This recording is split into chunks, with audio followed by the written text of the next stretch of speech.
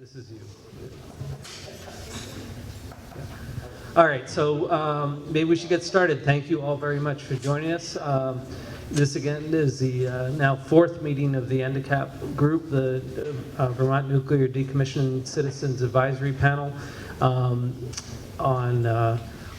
December 8th. Is it the 18th, 19th, 18th today? It is the 18th today. Great, that's great. And welcome. Why don't we start with introductions, and just so people in the audience know who everyone is. Kate, you want to start? Sure. I'm Kate O'Connor, and I'm Governor Shumlin's appointee from Brattleboro. Chris Wabser, I'm the Site Vice President at Vermont Yankee. Mike Toomey, I'm one of the Entergy Nuclear Vermont Yankee representatives on the panel. Paul Meyer, Massachusetts State Representative. Jim Mathos, citizen member from Westminster. Derek Jordan, appointed by State Representative. I'm Pat Moulton. I'm the Secretary of the Agency of Commerce and Community Development. Chris Campen, Executive Director of the Wyndham Regional Commission.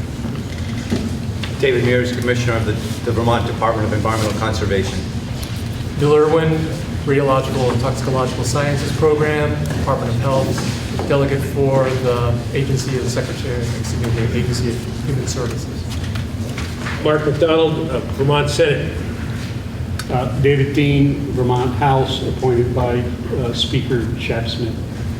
David Andrews, representing the International Brotherhood of Electrical Workers, Local 300 men and women of Vermont Yankee. Steve Skibniowski, representing the town of Vernon. Jim Tonkovich from Wilder, appointed by Senator Campbell. And Martin Langefeld, I'm from Vernon, and I'm a governor's appointee also. Great, thank you. And again, I'm Chris Recchia. I'm Commissioner of the Public Service Department and your chair for this evening. So thank you all very much for coming. We're going to mainly focus on the site assessment report and the PSDAR, and we'll get to that in a little bit, but we have some stuff to do in advance of that. And the first is review and approval of the November meeting minutes, which are from November 20th, 2014. And I will take a motion in a second if anyone wants to do that. By Bill Irwin, seconded by Pat Moulton. Thank you. Discussion or changes? Hearing none, all those in favor signify by saying aye. Aye. Opposed? Abstentions? I'm going to abstain because I was not here, and we got 2 abstentions. Okay, thanks. All right, I think we caught up. So we're going to take a break for a minute. No, just kidding. Okay, so one of the things we thought about talking about with the panel is that we had a report due to the legislature in January. The anticipation was we would be have met. It took a while to form this committee, and then we've been meeting pretty regularly since October to try and deal with this. But one of the things we wanted to talk about was requesting a delay in our report. We have a report due to the legislature January 15th to describe whether we feel like the panel is sufficiently constituted, what any other charges that we should have, things like that. I just wanted to talk about that with the panel for a little bit and see if you were amenable to a request of a delay. I think we need to do is the governance discussions that we had, and we just could not fit that into today's schedule, so we want to do that in January and then see where things are with people. We feel like we'll be in a better position to recommend any changes at that point, but wanted to get a sense of the panel's opinion on that and comments. Oh, the other thing I did want to do, we went through the introductions while you're all thinking about what you want to say. I did want to also welcome Diane Becker. Sorry, Diane, from New Hampshire. Senator Kelly can't be with us tonight, but Diane is the New Hampshire State Nuclear Liaison, but her official title is she's Technological Hazards Chief for the state of New Hampshire. So welcome, Diane. Thanks for being here. Yes, go ahead, Bill.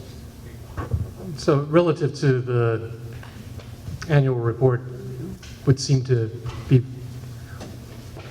necessary as well as useful to delay and have some opportunity to have a meeting devoted to the annual report. We've been conducting 4 meetings in just a couple of months, and clearly it would take some time to, away from what we're doing tonight, as well as some other things that we've done in the past meetings, to really be prepared for it. Thanks.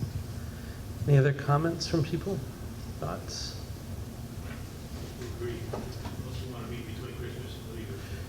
I would love to meet with you guys between Christmas and New Year's, but I'm not sure that will solve the problem. All right, so with that, I think if it's okay with you, and I don't know that I need a formal vote on this, but I'm not seeing any objection, I will send a letter to the legislative leaders and ask them for permission to delay that till February. I don't expect they'll write back and say, absolutely not, you know, we're really looking forward to seeing all our reports on January 15th, but we'll see. So we'll see what happens. What do you think, guys? I think it's fine. In fact, the legislature does get reports late on a regular basis from all kinds of agencies. And as I mentioned in an email to Anthony, we have yet to put in a late report jail in our correction system. Good to know. Okay, so we'll do that, and we'll plan on the January meeting being about, we'll review the governance subcommittee work, as well as talk about how we feel like this is working and whether we feel like any changes are needed. Okay, so the next item on, yep, sure. That someone would be Tony Lashinsky, our nuclear engineer over there, who is also at Vermont Yankee pretty much full-time, so, you know, during this shutdown period. So I imagine after the new year, he will more aggressively be putting attention to that. But right now, at the moment, he's kind of just summarizing the work we've done to date. It's a good segue to the next topic, actually. It is a nice subject to the next topic. So the next topic is to talk about funding needs and for the panel and supporting organizations. As you know, we contracted with CBI to do some initial work with us in terms of both surveying people as to what they felt needs were here, as well as helping kind of organize the first couple of meetings and talk about the governance piece and things like that. CBI got some additional support besides from my department. They got some support from the Lintelak Foundation that was kind enough to help them, but that funding is done at this point. I am willing to continue supporting their participation as kind of facilitator or independent kind of assessor of how we're doing. But wanted to check with you all and see what you felt like needs were for the panel. My department is charged by the legislature to support the panel, and we will do so, including, you know, bringing experts in or things like that. But I don't know at this point, and I'm not sure you all do, but I want to hear from you about what you feel like our needs are, and so that I can start planning for those. So, I'll open it up for discussion. Going back to my last question about who's drafting the report, it occurs to me that Anthony, and I'm sure he's going to do a wonderful job at it, really ought to be down at the VY site even past the first of the year. And if this takes even a day of his time, I don't think it's the best use of his time. Personal opinion, folks. But that's something that CBI... You don't think he became a nuclear engineer to write reports? Probably not. But that's something that CBI, as we move forward, if we are in need of correspondence and reports and whatever, could be providing to the panel. Yeah, and my own experience with these kinds of, committees is that it benefits from an independent facilitator. I did a lot of work on some pretty challenging issues out in Washington State, and we frequently would use independent facilitators as a way of just helping the people to feel like the agenda was developed in a neutral way, and that that people, that the decisions about who gets to talk and when, and some of the inner, someone also to help drive work in between meetings, because for a group like ours, a lot of the work will require us to have read materials and help, gather information and so forth in advance of these meetings. So I think regardless of whether it's the Consensus Building Institute and Catherine Morris, who's been working with us, or someone else, that it makes sense for us to do that. It does beg the question then of how do we resource that. I think there are some options. There's the, trying to persuade the Public Service Department to find it in their budget.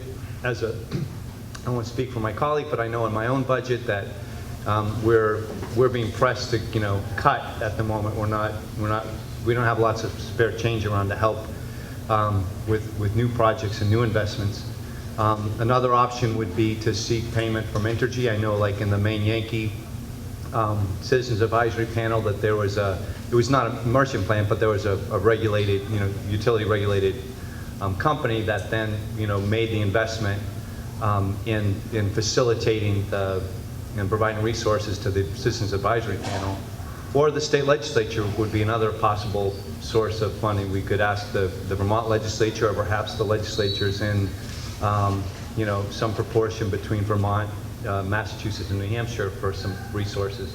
So however we did it, it does seem to me like it's a worthwhile conversation to have about both what would be the scope of that role, as well as what would be an appropriate way to pay for it. Thanks, David. Other thoughts? Not to propose another committee, but perhaps, one of the things I don't know that we're going to resolve it tonight, or necessarily, fully describe all the different roles. Right now, our state nuclear engineer is also the chair of the audiovisual club, minute taker, per diem manager, but I would suggest that we form a group that reaches out find out what resources were necessary in Maine, what resources were necessary with Roe, what resources were necessary with Connecticut Yankee. I know that those were, again, public utilities, so they're different, but I think we need to kind of define the proper scope of the work that's going to be done and how it gets done. And I know we don't want to expand the topic beyond NDCAP support tonight, but I would think that part of that would also be what resources should state agencies be expecting to have to put behind all of this as well, and develop a proposal. So anyway, that would be my suggestion. To establish a little subcommittee to look at that. Okay. Anyone have a reaction to that?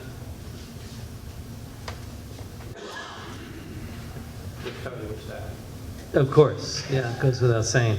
So maybe we should do that, and maybe we can do that in the upcoming months, so that at the January meeting, we'll be prepared to kind of talk about that a little bit and what the resource needs might be.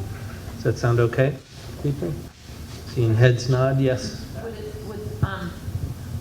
My brothers tell me I'm loud, but I agree, we are not making the best, Tony has better things to do given his expertise and professional capability, particularly at this time. So it just seems like a lot we're asking him to do that he's far too overqualified to do. And I also agree that some sort of facilitation would be great. Having said that, state budgets are tight. Can't say that my agency's ready to cough up a lot of money, but it would seem like maybe there's a support position that could help with some of the, expense forms and getting agendas out and setting up meeting rooms and yada, yada, yada. But yeah, I agree that if we could get somebody like a CBI on board, and maybe if we can pull some money together, that's a competitive bid process, that could facilitate meetings and be writers. because that individual or individuals will have a good sense of what the discussion is. But I think the big question is resource. I have no problem with a committee, but it would seem that we could probably find out fairly quickly how these other committees were financed, I would hope, and versus having to have a big committee. But maybe it's a committee of a couple people to do a little research. Okay, so I guess, and by the way, behind Tony, I do have other staff that are helping, like my assistant who arranges the rooms and things like that. So it's not entirely the nuclear engineer, but I agree that he still has other things to do.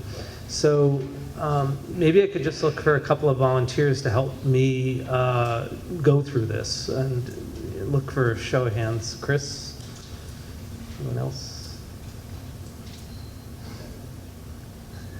Come on, David.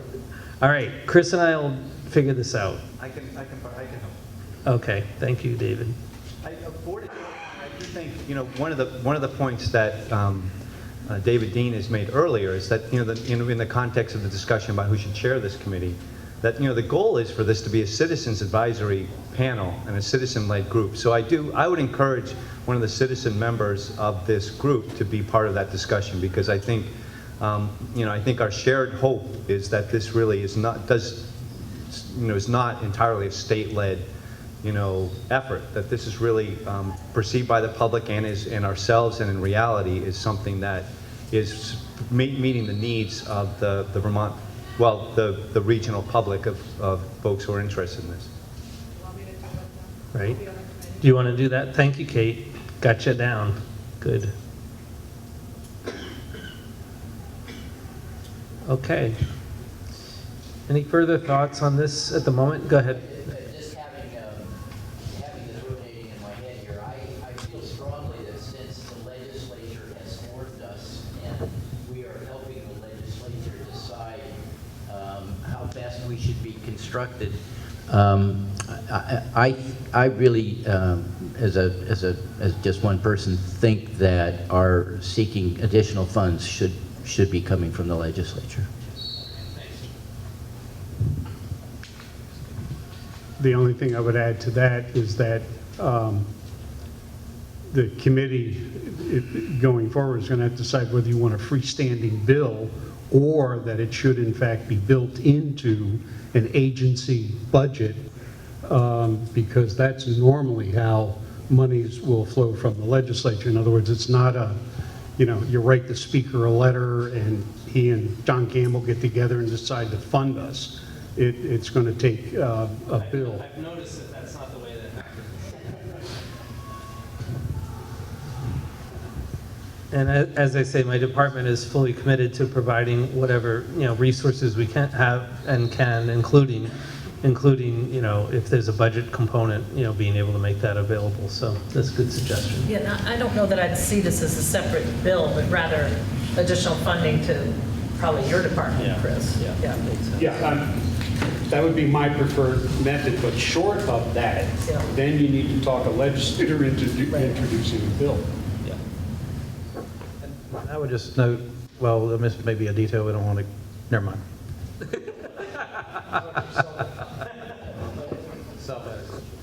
Discretion is the better part of valor. All right, any other comments on this topic? Thoughts? All right, so now into the bulk of what we're here to talk about tonight is we're going to talk about the Vermont Yankee site assessment report study that Entergy has done, and also the PSDAR. As you know, likely know, and if you don't, I'll tell you now, on December 13th, which was Saturday, we forwarded comments from state agencies to Entergy that we had compiled at that point. The Public Service Department had about 110 comments. The Agency of Natural Resources had some, and the Department of Health also had some. I want to take a minute just to summarize what the nature of those were. We don't want to talk in detail about them, but also, for tonight, what we're interested in really hearing is your reaction to documents that Entergy provided. Whether you want to react to our comments or not is up to you. But we're also trying to get feedback to Entergy, and I'm sure they'll talk about what their plans are with respect to the PSDAR filing. Whatever happens tonight is not our only opportunity to deal with this, and the department has certainly looked at it as a first effort toward commenting, and we will plan on commenting on the PSDAR in the public venues that are available through the Nuclear Regulatory Commission. So I guess I'll start and just say in general, we were pleased with the site assessment and the level of detail that was in there with what was known. We appreciated that. I think that one of the kind of overarching themes that we have in our comments is that a lot is still unknown. We have to negotiate site restoration standards, which obviously would affect the site restoration costs, and that's still unknown. We also have a lot that we feel is not necessarily the cost relationship to the work to be done and what is known versus not known is probably the biggest question we have. And of course, we're not interested in expanding the costs of the project, but we want to know more accurately what the costs are. If we expand the costs of the project, of course, that delays the time in which we're able to start. And so, there's kind of an incentive to actually not have those costs increase, but we want to know, we do need to know what the factual matter is. And I think most of our comments are in that vein about those sort of things and how you calculate the costs. Then, understanding that we also put quite a few comments in about protecting the decommissioning trust fund from expenditures that really aren't related to decommissioning and that we feel like need to be addressed. And one of the things is really Entergy has 3 columns in their site assessment report in the PSDAR for license responsibilities, spent fuel management responsibilities, and then site assessment. But we felt like there needed to be a 4th column of things that are operational and things that you normally know that you need to expend, but that are not included in those things. And that was kind of one of the other major themes. So with that, I think I'll pass it to A&R, and then we'll go down the line here just to give you a brief flavor for what the comments are. I did have paper versions up there. It's also available on our website and has been since Monday, so feel free to look at those. And any thoughts the panel has or the general public has on this will be welcome. So. Thanks, Chris. And this is kind of my second bite of the apple, so I'll be brief in the sense that the last time, at our last meeting, I kind of gave a preview of the comments that the agency had, and those comments really didn't diverge very much from what our ultimate submission of comments didn't diverge from what I had initially forecast. One of the issues that we looked at somewhat carefully was the process by which Entergy will be going, is describing that they'll go through the stepwise process for evaluating contamination and come up with a remedy. And they're using an approach called MARSIM, which I won't spell out the acronym, but it's one of a number of accepted means of going through and evaluating contamination and proposing decontamination. It's different than the one that our agency typically applies under the federal environmental laws that we apply. But we went through and scrubbed it and are comfortable that it includes all of the necessary and appropriate steps, so we're comfortable with that. One of the other comments that I mentioned earlier is that there's a number of reports and pieces of information that underlie the site assessment report that we're interested in looking at, getting at some of the source information and documentation and so forth.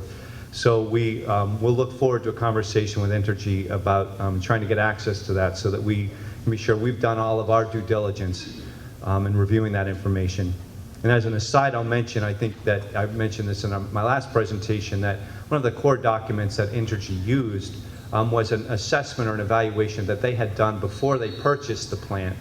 And so it kind of it comes with a certain amount of credibility. You know that at that point the company had every incentive to try to identify problems, and so and it was a pretty well done and thorough report. So that also gives us some additional level of comfort. Some other comments.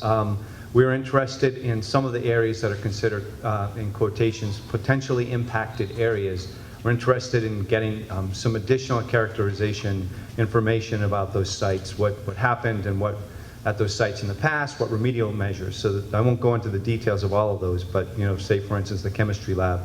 But there's some sites that were kind of preliminarily closed, but weren't fully evaluated. Like there's an oil spill site where you couldn't really tell how far the contamination went because there's a building right nearby or adjacent to the spill.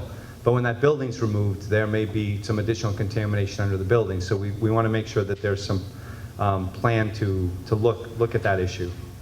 There's a regulatory issue that comes up that Entergy is a generator of hazardous waste, which is a term of art under federal environmental laws, which triggers a certain set of requirements that weren't described in the report. So we want to make sure that Entergy knows that those requirements have to be met. There were some underground storage tanks that it's not clear whether they were closed, officially closed under our requirements, and so we want to make sure, we shared a comment that to make sure that those were appropriately removed and closed out from a regulatory standpoint. There's a set of hazardous materials issues at the plant that we want to make sure are fully addressed and ask for some additional clarification.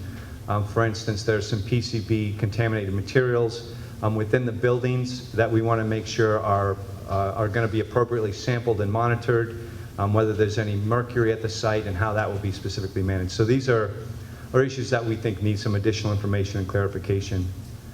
And then probably one of the more important things, given that Entergy has suggested a fairly aggressive approach, which we support, for shrinking the footprint of the plant as quickly as possible, which means they'll be addressing some areas of contamination sooner rather than later. We want to make sure that we up front get really clear, and this is, I think, a critical point for this panel to engage in, is what are the anticipated future uses of the site?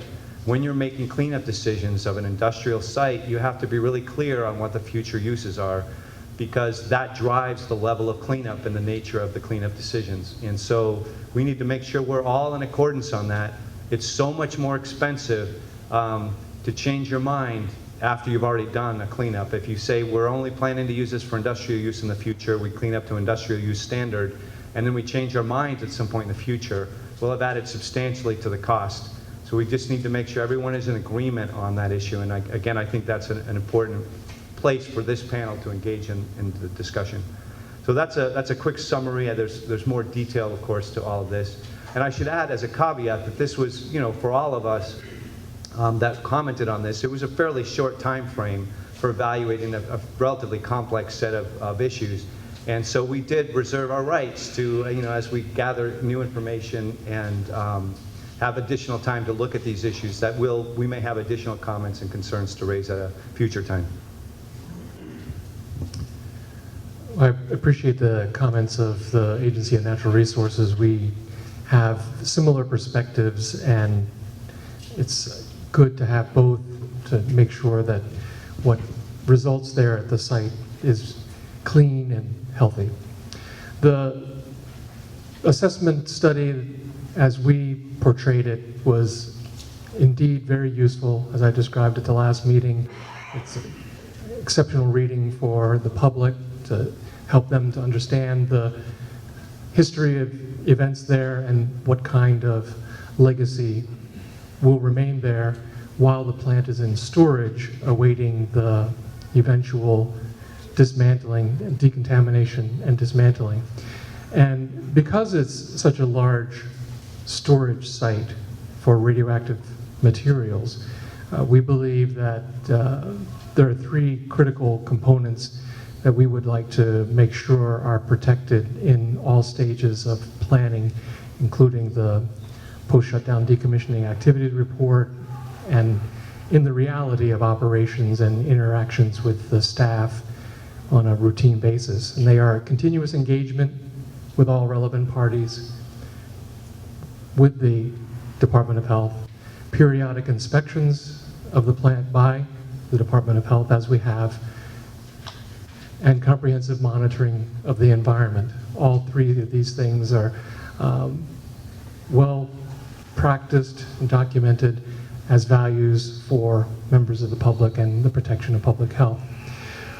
We did focus mainly on radiological issues. We had 23 requests in our response to this report.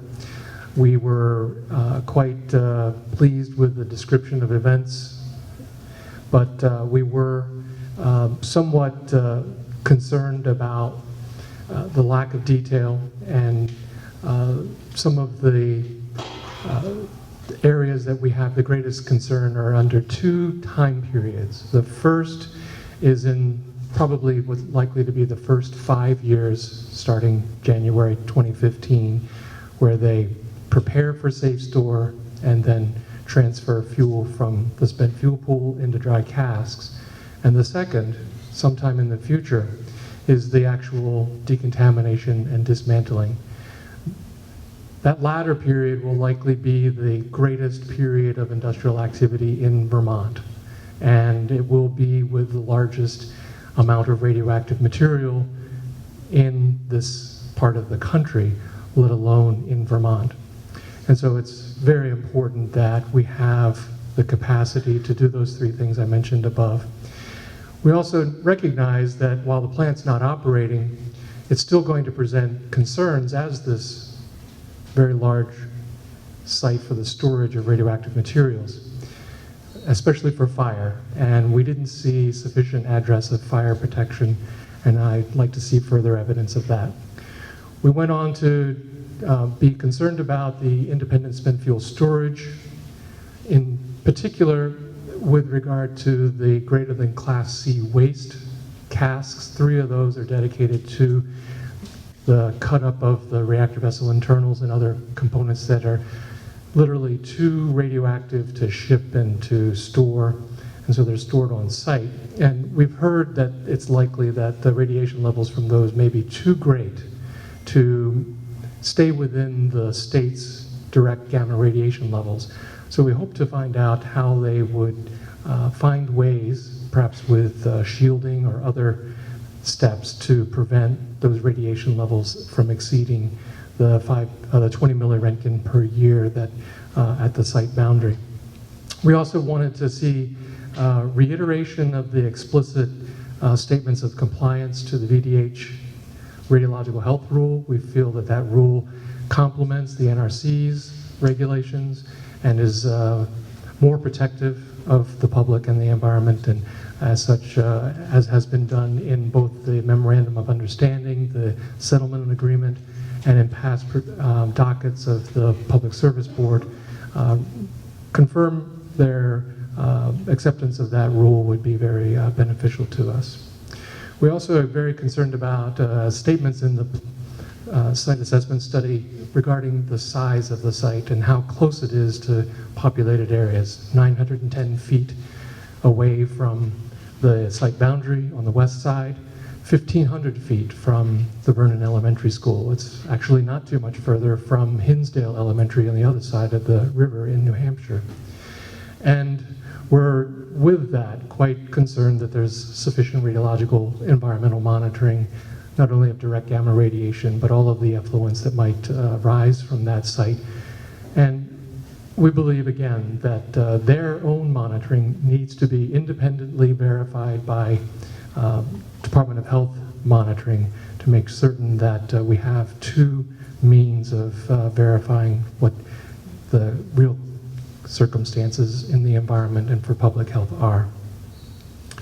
And we looked at the sizes of the site again relative to how much work is going to take place there and whether or not there was going to be adequate space for all of the decontamination and dismantling activity in the future when that site is just so small. And again, with regard to that site, the electrical distribution infrastructure that exists there, it takes up what might be a third of the site, and it's not likely to be surveyable during the long period of safe store, and then it has to be remediated at some period of time. And there's no description of how that's going to be done, especially if that electrical infrastructure remains energized. And it's just as important to make sure that that part of the site is clean, given that there's evidence in the report that various radioactive materials have been disposed of in areas now used for that electrical infrastructure. Moving on to the last few things that I have here, we also are concerned about the lack of full characterization of the radioactive materials that exist there. The report broadly classifies all of the structures, systems, and components as class 1, 2, and 3, where 1 requires the greatest level of surveillance and remediation, and 3 the least.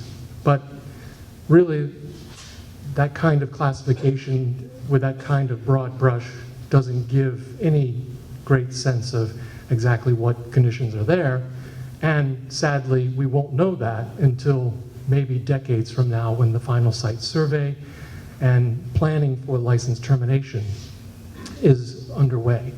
So we believe it would be very important to at least get an inventory, an estimate of the radioactive materials by isotope in all of the structures, systems, and components there. And that may also be important to our colleagues in natural resources on the basis of the site being a very large quantity radioactive waste storage facility in essence, though it's not waste. Some might classify it as such. We were also concerned that there was language about the reactor building not being, its ventilation not being monitored after a certain stage of operations there, despite the fact that there won't be an operating reactor and all of the liquids will be moved into the containment structure and put into the torus. That quantity, millions of gallons of highly radioactive water stored in the torus, not only in our minds justifies continued operation of reactor building ventilation systems to make sure that there's early indications of some sort of release into the environment, but also that there should be some sort of level monitoring, inventory control measures, and inventory verification processes over the years of safe store. We also believe that the Nuclear Energy Institute's groundwater protection initiative has been a great benefit to the nation. It's under that initiative that the tritium was found in 2009 and mitigated in 2010. And numerous wells were created in order to keep an eye on any future leaks that might occur there, as well as those leaks that had occurred in the past.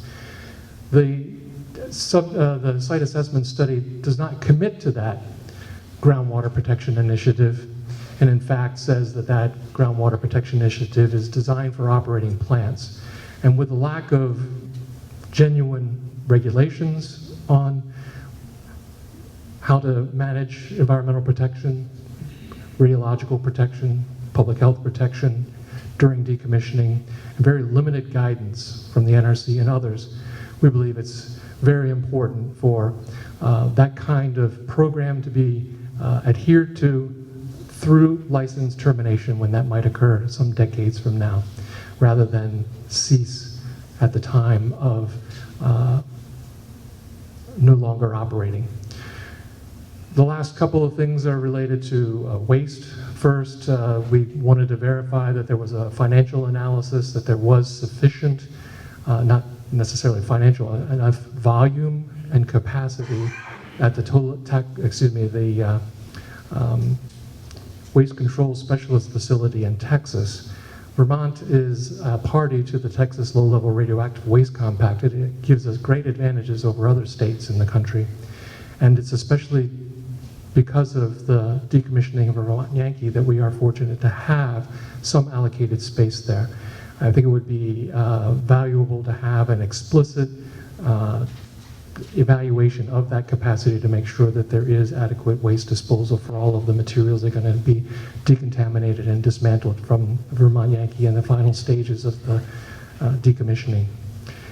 And of course that takes waste shipments, and we'd like to know what an estimated number and the timing of those radioactive waste shipments are. Numerous agencies in the state are alerted whenever there are radioactive waste shipments, whether it's from this generator or any other.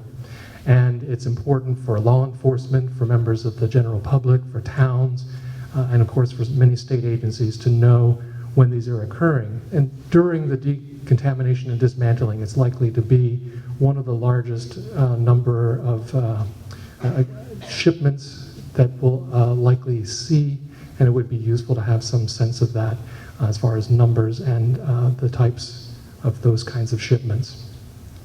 And then lastly, we did look at this with regard to asbestos and lead, because the Department of Health does have regulatory responsibility for asbestos and lead in the state in partnership with the Agency of Natural Resources. And we believe that despite the brief language in the SAS for asbestos and lead concerns there at the plant, that it's critical that Entergy Nuclear Vermont Yankee actually provide an inventory of asbestos and lead paint that exists there through an inspection survey report, which is what is required of all other parties that have asbestos and lead on their sites. We hope that everyone will have an opportunity to read these and everyone else's comments, as we believe they're very constructive, and we do again appreciate the effort that Entergy has made to try to bring a lot of this information out. There's a lot that is yet to be learned, however.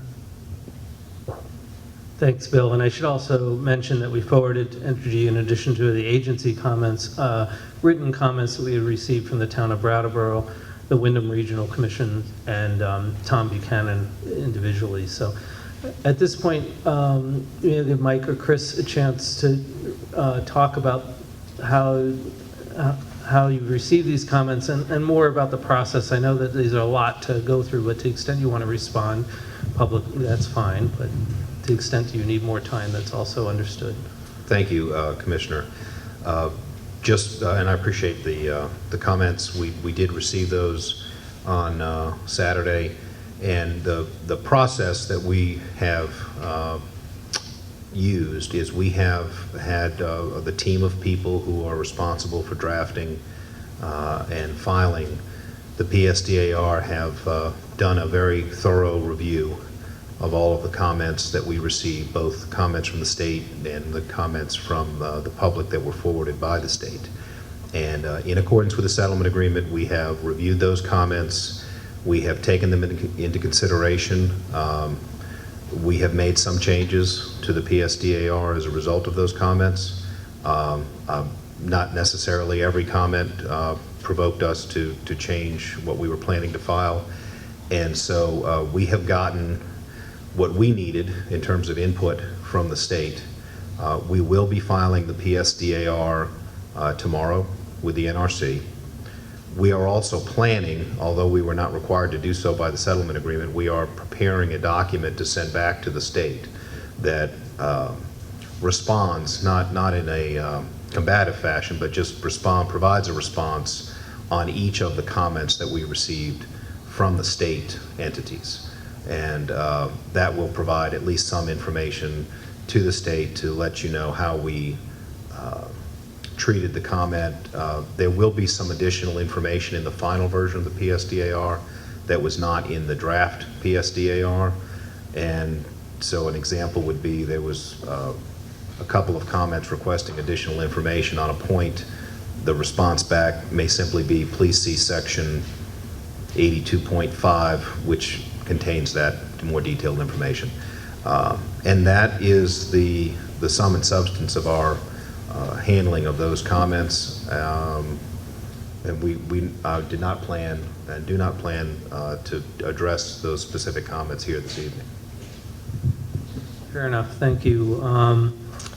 We appreciate that we'll get a response to those. And as I say, I think the agencies, and this won't come as a surprise, but we expect to participate in the formal PSDAR process as that goes forward. And it gives us all, including the public, more time to have some input, and we'll integrate those comments and thoughts as we participate in that process. So thanks. Panelists, any questions or comments or thoughts on what you've heard, or areas in your review of the documents that you wanted to comment on?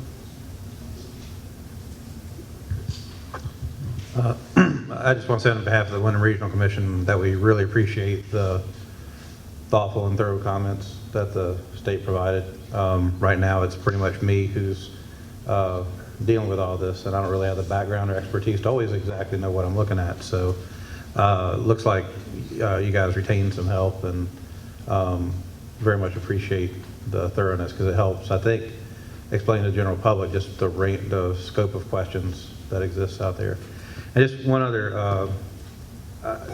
not to jump the gun, but to respond to something that Bill brought up about the Texas Compact. I saw Lee Ing, who's the executive director of that, at a meeting in DC, and she noted they'd never had a hearing here, that they've tended to be elsewhere in the state. And she also said that she had some concerns about the timing of all this. So one, I think it'd be great to reach out to them to get specific comments on this. I mean, hopefully they would comment as part of the NRC process, but I just would also suggest that NDCAP maybe ask the compact that when they next have a hearing in Vermont or a meeting, that it be here locally. So would just suggest that. Good point. I had not realized that they had not had a meeting in this area, and they do 2 a year here in Vermont and 2 a year or actually they do more than that in Texas. But I will make that, I'll bring that point to the commissioners and ask them to see if we can make arrangements to do a next one here. I don't know how long she's been executive director. Right, I'm not sure either, but the point is still well taken that at this point, it might be worth having a Texas Compact meeting here. And for those who may not follow this as closely, the Texas facility is a low-level radioactive waste facility that can take what's called Class A, B, and C waste, but it's not the fuel rods and not the highly radioactive material that would be going into dry cask. That is the responsibility of the federal government to find a different location for. That said, I have heard that the Texas facility is expanding its low-level facility, but is also WRC, no, you're WRC. What's the WCS? Thank you. Would you like a radio? No. Okay. That WCS, the owner of the landfill in Texas, is contemplating being an interim storage facility for the higher level waste, and that because of Vermont's compact with them, we may very well be able to get priority to move the dry casks to that. But I don't say that with the idea that you should all get very excited that that's going to happen next week. That is a huge undertaking and will be many years to come. But having even an option out there at this point is better than what we've seen so far from the federal government. So that's it. Was the Department of Public Safety asked to make any formal comments to the PSDAR? The Department of Public Safety was not asked on the PSDAR per se. I've been engaged with them on emergency planning and other issues, but they've been treated separately because they really aren't a function of the PSDAR per se. Okay. Okay.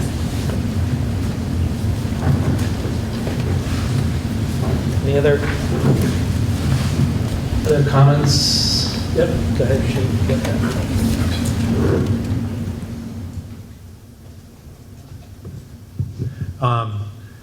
Just on that score, there was a comment, I think, in the health department review about the need for the possibility of something happening as long as there is waste on site that could have off-site impacts. And to that extent, emergency preparedness is mentioned in there. I just wanted to echo the appreciation of I was very positively impressed with the thoroughness, the depth as well as the breadth of these reviews, and I thank you for that. And I think that for the general public, it's it's entirely consistent to be very concerned about all this stuff, but have your eyes glaze over when you find out that there's 100 and some pages of bureaucratic stuff that you can bone up on if you've got nothing else to do. That's difficult. But I would urge people to, you might find the comments in narrative fashion a little easier to digest than the tables. I'm not suggesting that they would be difficult for people, but I'm admitting that they were for me. And so I would urge people who are interested to dive into it. It's nowhere near as painful as it looks at the outset. It's actually very good, so thank you.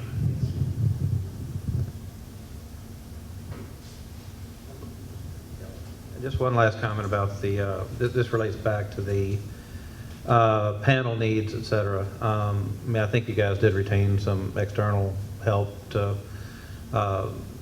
a decommissioning expert who could look at this and kind of know quickly, oh, this is what that says and this is what the implications are. And I would just suggest that that's one of the, as we think about the needs of this panel, is the retention of experts who do this for their day job. Not just people who are, especially our state agencies are spread thin on so many different fronts. And so I would just suggest that be one of the things that we look at, not only like as far as contracted expertise, not only necessarily a facilitator, but other people with subject matter expertise too, who could help us actually make sense of what we're looking at. Great. Well, luckily you volunteered for the committee, so we'll be able to have that. Chris, I just wanted to make sure you understood that the health department didn't hire any contractors. I do understand that. I was actually talking to the other Chris. Yeah. We would love to have had the opportunity for that, and I actually think that the staff, the regular staff of the Agency of Natural Resources, DEC, they found the time to go through it too. So I don't want to say that merely for clarification. I think it's important for that purpose, but it does point to a fact, and that is that with the changes that we're discussing here relative to decommissioning the plant, it's not only changes that are occurring at the plant, it also has ramifications, and there will be changes in the state. And right now, the parties that you see here have resources that can do this kind of work. That is not guaranteed beyond, really. Well, for us, it is April 2016. For others, it's perhaps even sooner. So I think that that's an important consideration you brought up, is what kind of oversight does the state want relative from its state agencies, and how will that be funded? And we've been working on that independently, and yet I think that there's a lot of work left to be done there. Thank you. Yep.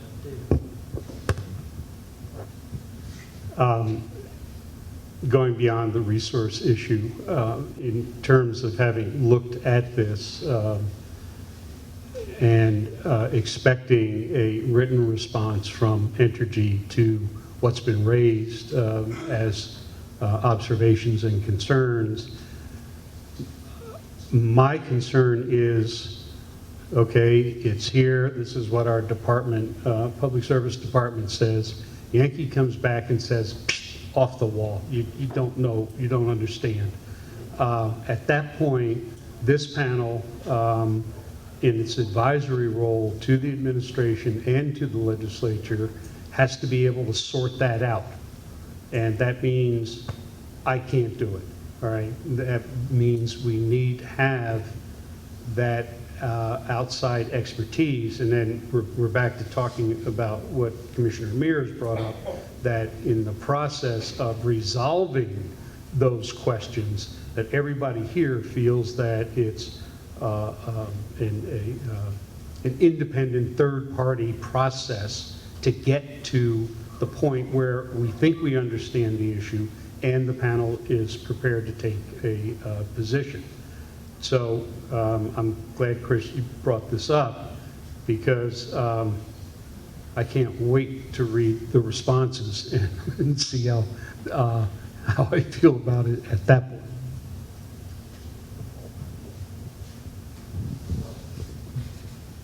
Okay, any other thoughts from the panel at this point?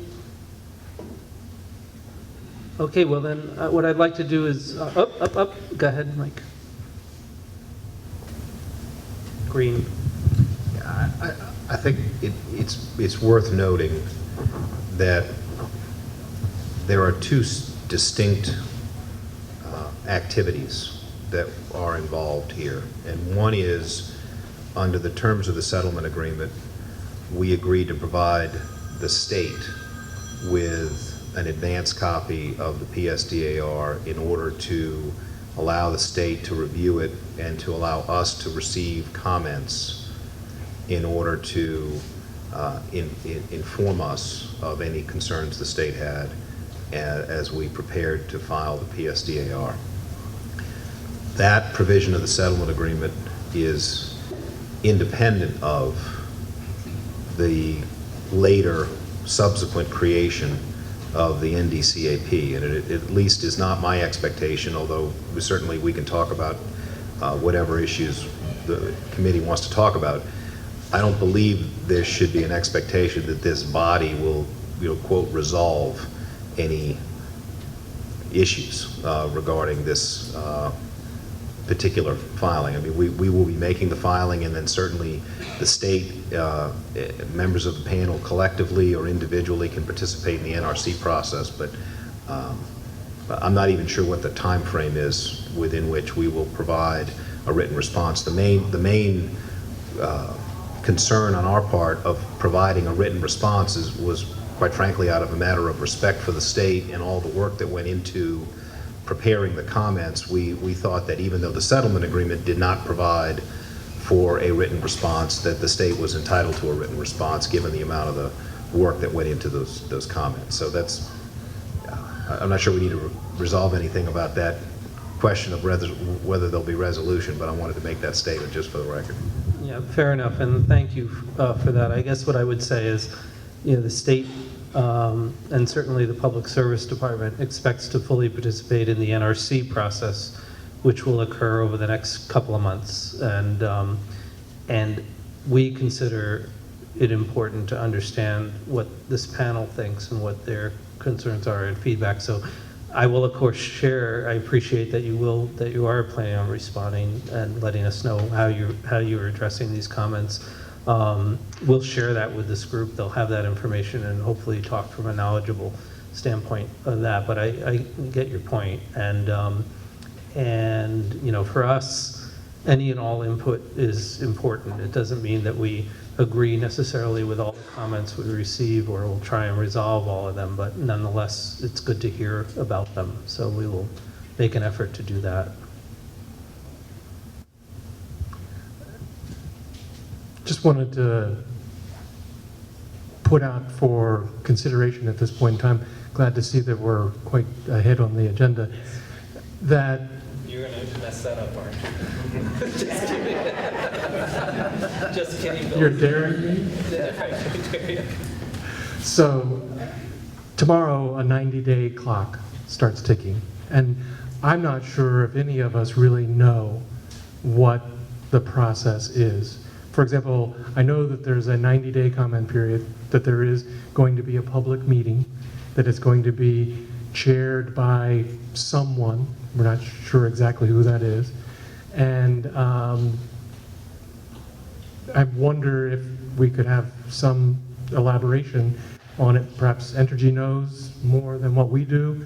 Perhaps you do. I'm not sure. But it is an important process, not only for this panel, but also for members of the public, because that will be a fixed clock unless the NRC decides to extend it because they need further information from Entergy. They won't extend it simply because members of the public, including us, think that there's a need for that. It's only on the basis of what the NRC feels is needed. Yeah, so do you guys want to comment on the general NRC process? I know that they were proposing, I'll tell you that they were proposing a public hearing, assuming they get the PSDR this month, they were planning a public hearing mid-January, late January, January 28th? Okay, so the end of January. We are likely to ask, so you're not surprised, we're likely to ask that they extend that. I understand, having been in a regulatory agency before, I understand the desire to, when you have to have a public hearing, holding it early in your deliberation process so that you have time to respond to that. The two-edged sword of that, of course, is that that means that it's usually front-loaded to the beginning of the time period, and I think we'd like to see it sometime in February. We may make that request of NRC, but to give us time as a panel again to meet and then develop any, for me to understand comments that you all have so I can participate actively in that process. But can you guys comment on the general process other than that? Well, I think the right thing to do is we will be making the filing tomorrow, and then perhaps I could impose on Joe Lynch to put together a short summary, maybe a one-pager that sort of outlines the process, and we can email that to all the panel members. So you'll have that. You could even, consider posting that kind of information. But it will just be an overview of what we expect the next steps to be. We'll have with the holidays. I don't want to get him in trouble with anybody in his household. So we'll try to turn that around in a reasonable time frame. Thank you. And as soon as we get that, we'll just post it on the website. I mean, I don't want to say, I appreciate Entergy's willingness, through the settlement agreement to share the SAS and PSDAR before filing, because you guys didn't have to do that. I mean, so that's been helpful, because frankly, relative to the NRC process, what could have happened is nobody sees it until it gets filed, and then they have a hearing potentially as soon as mid-January, and we're all trying to catch up. So this is appreciated. But, and I'll say to Bill's comment about, what is the process? I mean, to some extent, we're like strangers in a strange land that are suddenly expected to play football in the college football championship without knowing the rules or what the sport is. And that's one of the reasons I've been advocating for the January meeting. I don't know if we're going to be able to pull this off or not, is trying, ideally we would have gotten kind of underway, done some educational bits about this is where we are, this is what the process is going to be. But instead, we've been dealing with a lot of meaty substantive issues from the outset. And we kind of need to play catch up on this is how it all works, and this is where we are, and this is where we're going. So hopefully we can do some of that in January. And one of the things too that I would just advocate for, and I know we'll get into agenda items in a bit, but when I used to work on federal policy, one of the things we do is work with constituents on how to effectively respond, in this case is USDA, to USDA rulemakings or in hearings. Not just what the agency says, but like how, whether it's a law clinic or somebody else say, this is how you effectively make comments to an agency. And so I hope that we can get some direction on that too. Like what does the NRC look at? What kind of comments do they base decisions on, and that kind of thing? Because each agency has its own culture. It's not a right or wrong thing. It's just it's an efficacy question. We'll talk a little more about the January agenda and date a little later. Other thoughts from, yes? Sorry. Just wanted to clarify, last month's meeting, there was some comment as to the disposition of the state's response to the site assessment study and how it was going to be shared with the NRC. Is that correct? Or were you planning to attach that to the PSDAR? Could you repeat that just so I'm clear on that? We're not planning to attach that to the PSDAR, and at least two reasons for that. Number one, we didn't agree to do that when we negotiated the settlement agreement. We agreed to review the comments and take them into consideration when we prepared the filing. It's also it would not be a standard type of attachment that the NRC would expect to receive with a PSDAR. They tend to be very process-oriented, and we try to submit conforming documents, whenever possible. So it was not our intention to do so. From our perspective, we don't think we need to submit those comments in order for us to submit an accurate and comprehensive PSDAR. The state certainly will have an opportunity to submit those comments in the public comment period. That would be my response, is that we should formally submit these as a part of the comment process during the PSDAR period. Well, yeah, we will certainly evaluate the changes that are made to the PSDR and how those responses are addressed. I'll say that, we are in contact with the NRC, and they're aware of our process, and we'll make sure that whatever comments remain, we articulate and address during that process. So that's fair. Okay, at this point, what I'd like to do is open it up to the public for any thoughts you have on the site assessment report, the site assessment study, the PSDAR, and anything, not general comments at this point, because we're going to do, well, you know what, this is, when I look at the agenda, this is probably as good a time for any other comments you might have as well. But mainly we're trying tonight to concentrate on the PSDAR and thoughts you have on that. So if anyone wants to talk about that, if you could come up to the podium and speak your name, that would be appreciated. So have at it. Thanks, Deb. Hi.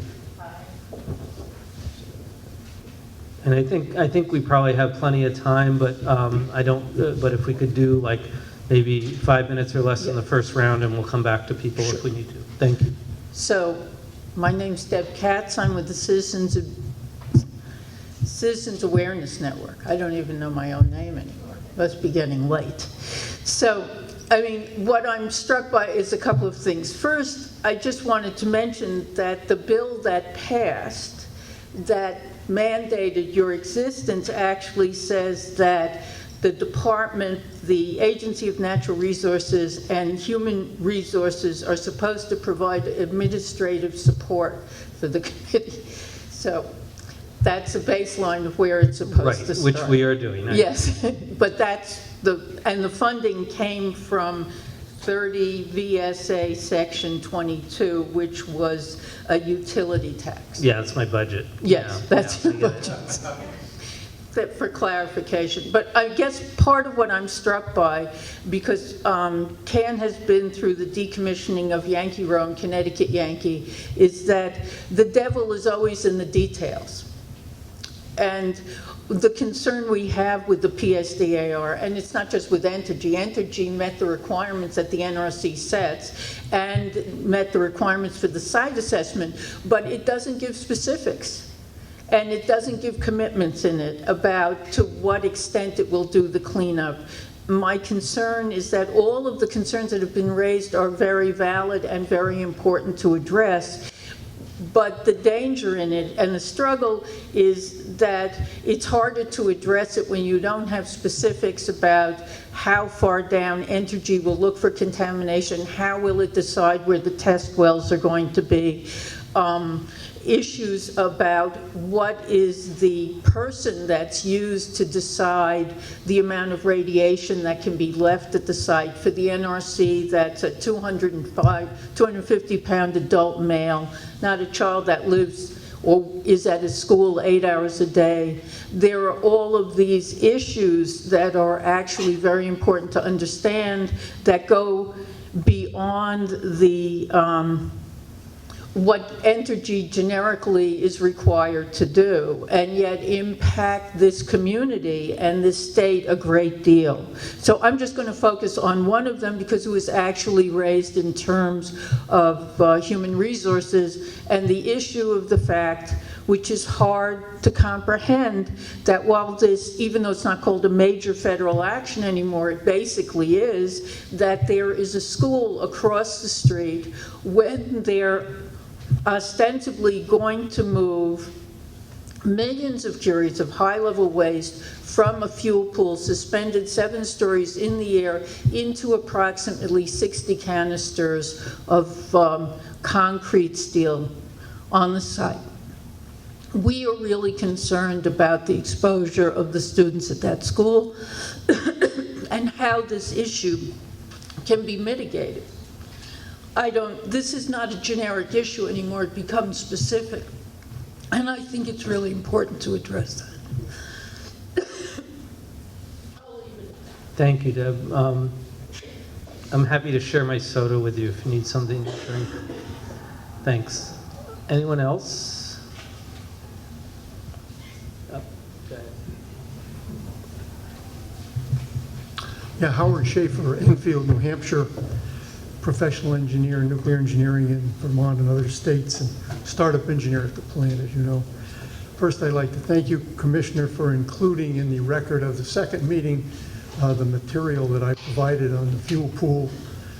At this time, I'd like to introduce and have you suggest you include in the record an article that appeared a few months ago in the journal Radiation Research, talking about the basis for the current radiation levels for exposure to low-level activity, and the fact that Congress has passed a bill to mandating a BEER 8 report to review the basis for the present regulations based on more than 20 years of experience and data. The current BEER 7 report dated 1990. And of course, the research predated that. And there's been a great deal of information on the low-level exposure numbers and what they might be. The current concern in the radiation protection community is that there are people who are thinking about and are foregoing needed medical procedures because of the fears of radiation. And all the current, many of the current numbers indicate that those are unjustified. But science always moves forward and the numbers could change one way or the other. And with Congress having mandated the National Academy of Sciences to do this study, we can anticipate that it would go forward, but it might be 10 years or more before the numbers were to change, if they change. But it might be of interest to people to know that this is going on. I had forwarded a complete copy of the report to the state's nuclear engineer and didn't bring copies tonight, just a summary, well, just the first 2 pages. And I had reformatted the report, putting the conclusion up front for everybody's convenience and taken out all the extraneous material in the side columns because it was actually a copy of what was in the published journal. And the report itself is available online by Googling. So with your permission, that would be submitted in the record. We'll take the full report if Tony has it. We'll put it on the website as well. So thank you. Thank you.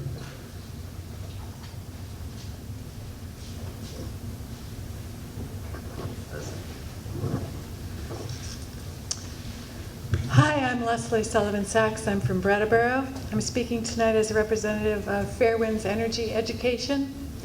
Arnie Gunderson, Chief Engineer for Fairwinds, will make a formal report on the PSDAR in February. Tonight, we briefly comment on 4 aspects of the PSDAR: financial transparency, spent fuel management, contamination and liability. Hard copies are over there on the table, and I emailed Tony a copy. If Entergy is going to walk the talk of transparency, the first thing it can do is be open about what financial options the state has and what we as citizens have. We agree with the state that there is nothing new in the PSDAR compared to the 2012 decommissioning report. Nothing is site-specific. Fairwinds is working on an interactive financial analysis for our upcoming report that will provide more useful analysis than the old data in this PSDAR. The financial growth in the later years of SAFSTOR is so small that it makes no financial sense to wait. The longer we wait, the higher the risk of contamination and the higher the cost to clean up the site. Were it not for the spent fuel storage, Vermont Yankee could be completely decommissioned in 10 years. Spent fuel management monies should not be taken out of the Decommissioning Trust Fund. The MOU agreement gave ratepayers half of any excess after decommissioning. Entergy must ask the NRC for an exemption to tap our decommissioning fund to pay $223 million for spent fuel storage. If the NRC grants an exemption, Entergy is effectively getting an interest-free loan from Vermont and its ratepayers who built the fund. We hope the state plans to be a party and to appeal any NRC exemption request. For worker radiation safety, waiting 5 to 7 years to begin decommissioning is effective. Entergy claims it is concerned about worker radiation exposure and wants to wait longer for the radiation to decay. If Entergy had really cared about its workers, refueling outages would have been at least 3 months long, rather than only 22 days. When Entergy was counting on profits, worker exposure was irrelevant. Now, when no money is being generated by VY's operation, Entergy pretends it is putting worker exposure first. Entergy had the opportunity to buy earth-burned canisters. To save money, Entergy did a fleet buy of canisters that are designed to sit above ground. When Yankee upgraded its power, the fuel enrichment increased from 3 to 4% up to 5+%, higher enrichment fuel. In both cases, Entergy profited, but Vermonters were and will be impacted by higher radiation risks. High burn-up fuel presents serious storage problems that were not analyzed when Entergy bought the cheaper casks. The canisters Entergy has are not strong enough for high burn-up fuel rods to ride out an accident. If they leak, or if the DOE doesn't pick them up in 30 years, there is no way to move the spent fuel rods into new canisters without using a fuel pool. We would love to knock that building down, but it may have to stay. What is Entergy's plan B if containers leak and there is no fuel pool? We never supported putting the spent fuel pad by the river. If there's a flood, there will be mud, which could plug up the holes in the canisters that allow cooling air to flow. A new pad should be built further from the river and the floodplain, perhaps at the switch yards. We need to clean up what we know is already there, and we need to do it now. When Arnie was on the public oversight panel, radioactivity was found under the foundation of the AOG building. Why isn't the AOG building being dismantled as soon as possible? If we wait, contamination will spread into the water table and be more expensive to clean up. Trap the contaminated underground material and store it above ground for now. There is more cesium on that site than all the bombs that were ever detonated. If the fuel pool is punctured while they are moving radioactive fuel, the game is over. We need an emergency plan, not with as many people as when the plant was operating, but something that still recognizes the severity of a radiation release from an accident. We believe it is worth depleting the trust fund for $1 or $2 million a year for emergency planning and preparedness. It is a small price to pay and creates jobs for Vermonters, protecting Vermonters.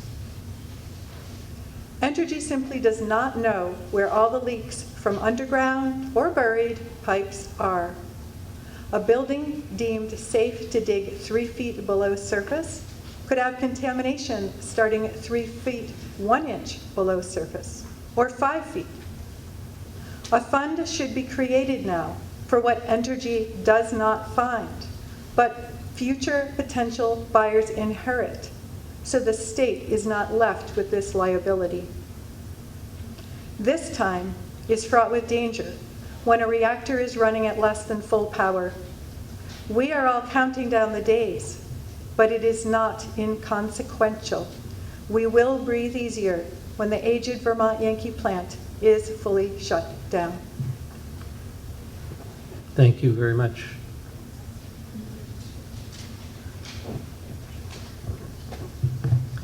Hi, I'm Sally Shaw, a resident of Gill, Massachusetts, and I appreciate the opportunity to share my thoughts and those of our select board.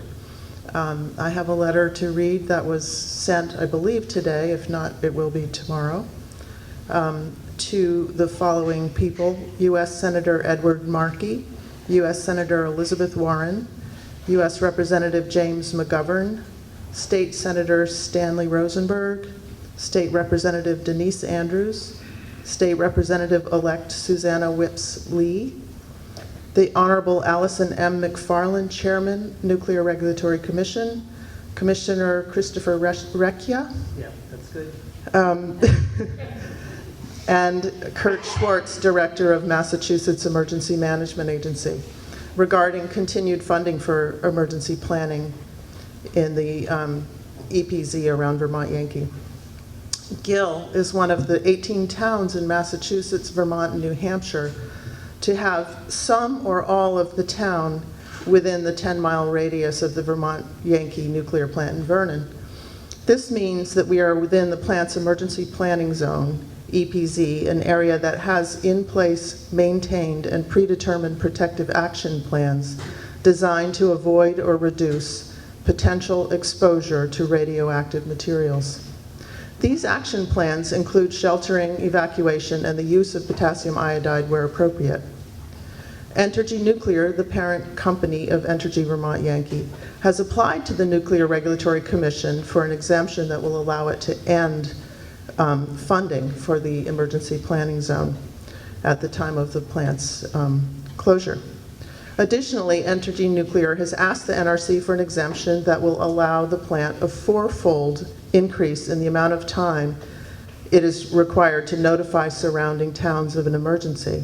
Currently, the plant must notify towns within 15 minutes. Entergy Nuclear seeks an exemption to increase this to 60 minutes. The Gill Select Board opposes both exemption requests. We ask you, our elected representatives and public officials, to assure that EPZ funding is continued until the spent fuel pool is emptied and all the highly radioactive spent fuel is moved to dry cask storage, and to assure that towns continue to receive the earliest possible notification of emergency situations at the plant. Sincerely, Randy Crochier, Chair, Gill Select Board. Thank you. Thank you very much. Appreciate it. Anyone else? Oh, yes, we have.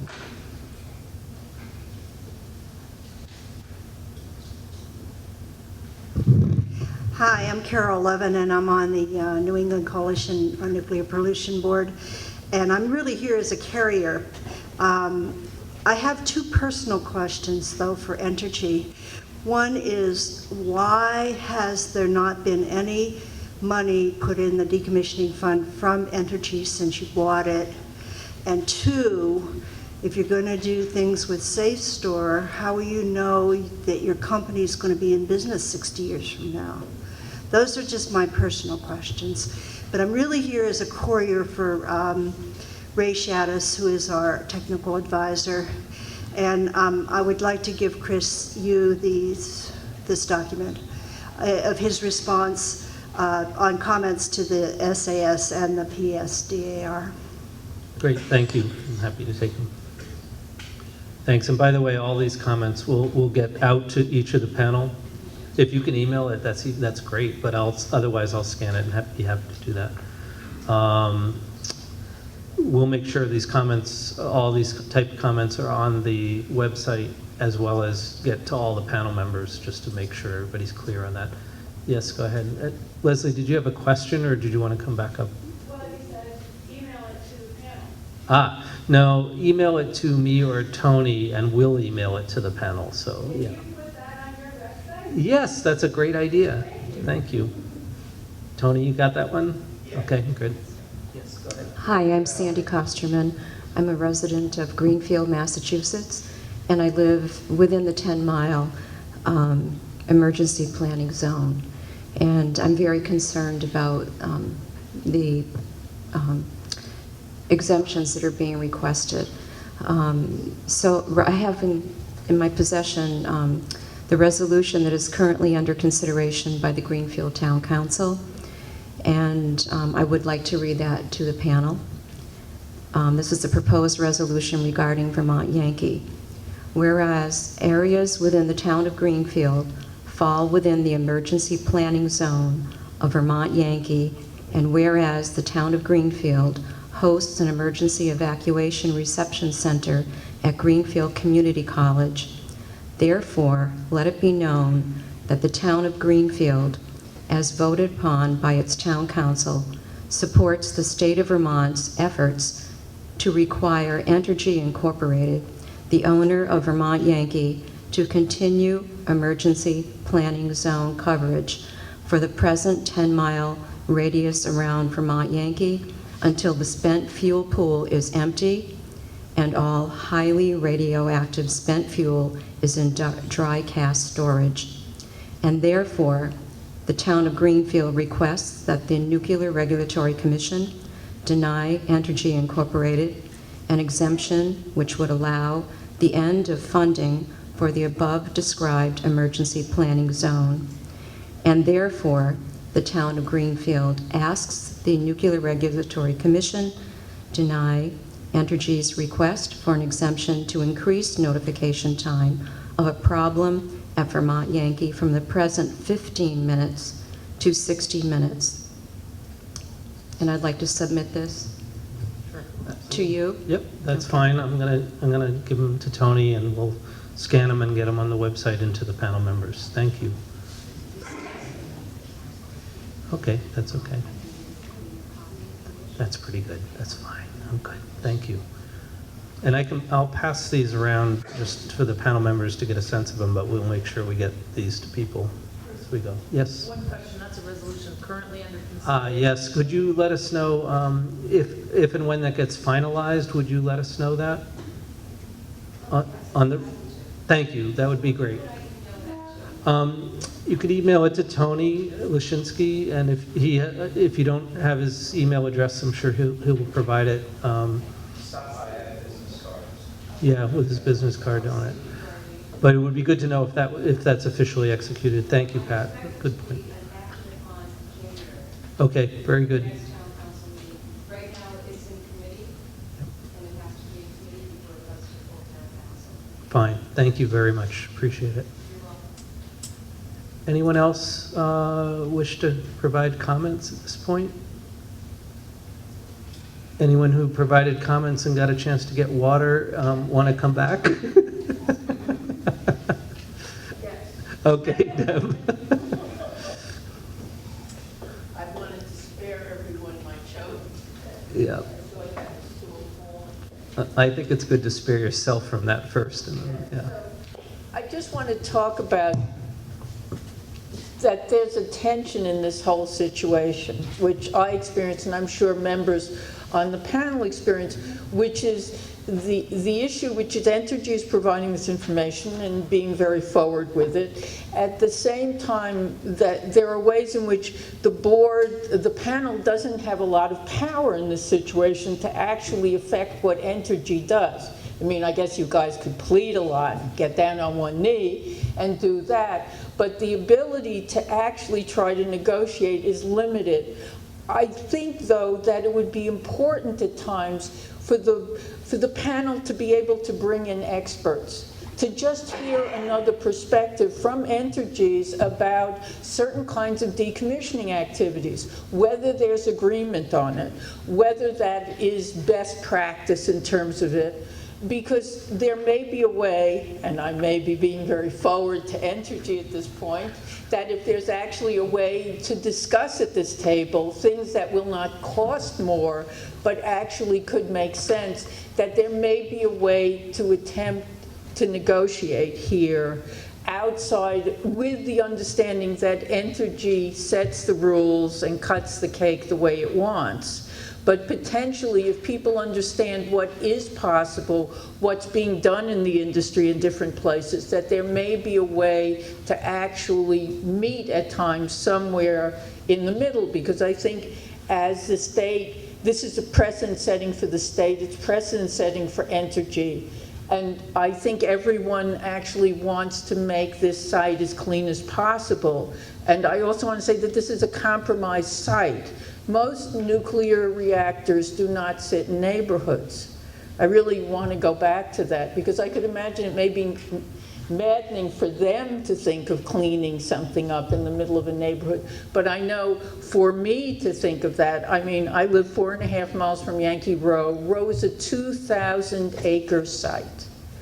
So 85 acres of it was where they was the contamination site, basically, which they blocked off, and where 40 million curies of high-level waste sit at this point with no destination.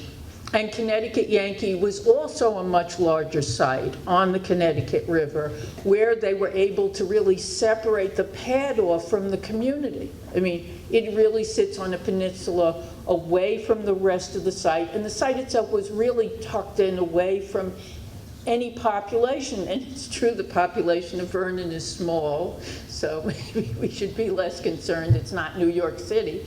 But we are really concerned about that population and the issue of doing a major job of moving tons, 500 tons of high-level waste at this point, over 5 years into canisters, having the canisters on site. This is a major process to take place, and we are really concerned about the community. I mean, I'm not even getting into decommissioning, because if I did, it would drive everyone crazy about what our concerns are, because they're so detailed. But what's right up front is this issue of, is there a way for the school during this time of transferring the fuel to be set back, in a sense, for the kids to be at another school during this process? You know, accidents happen. I could say it another way, and I don't mean anyone would want to cause an accident or they wouldn't do a good job.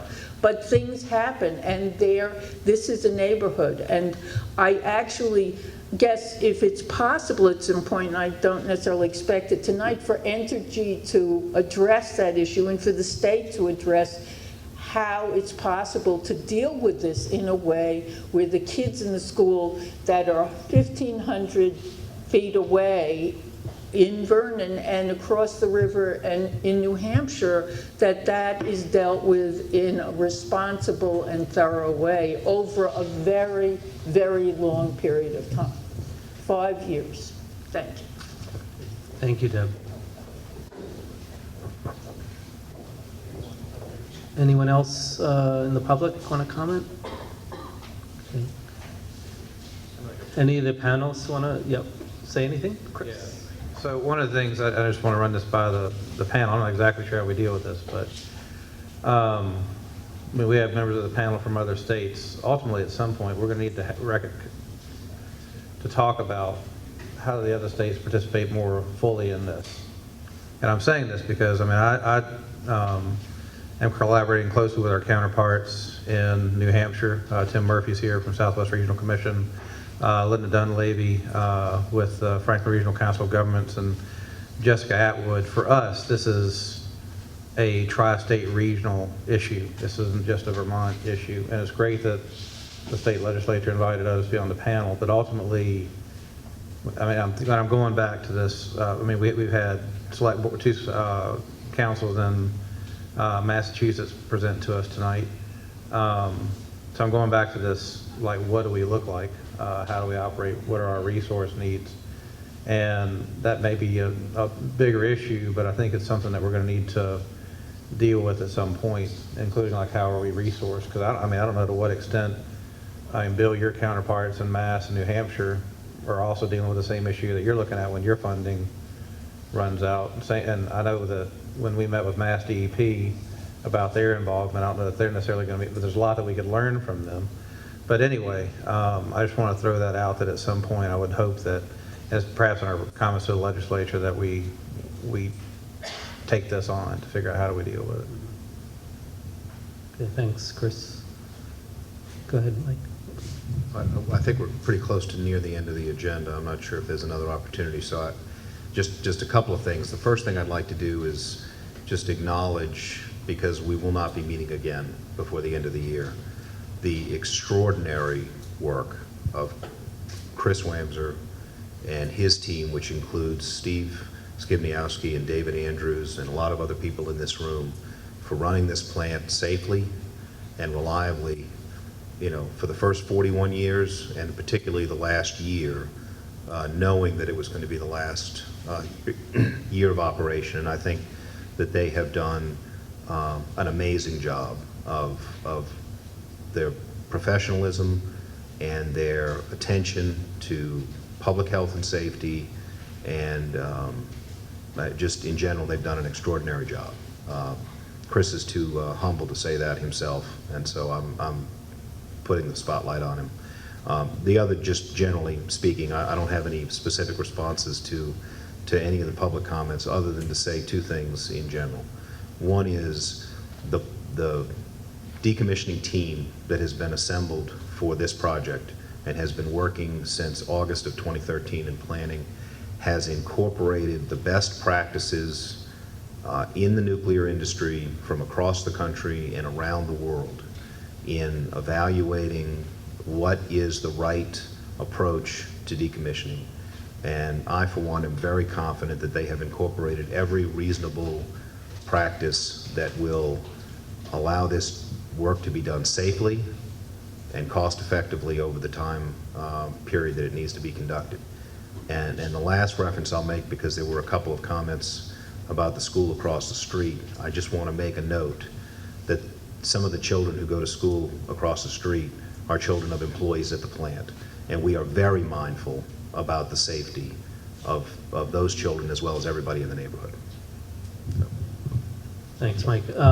And I don't want to assume this, but I know that in terms of spent fuel movement into dry cask, you're planning that into campaigns in 2019, 2020, and I kind of assumed they'd actually be in the summer because who wants to work in the winter? But so to the extent that school is not there, but I don't know whether that's the case, that they'll be entirely out of session under the schedule. Yeah, I'm not sure that we'll be entirely synced. In fact, probably not entirely synced with the school calendar, but it will be done safely and in a manner that does not create any problems for anybody. Okay.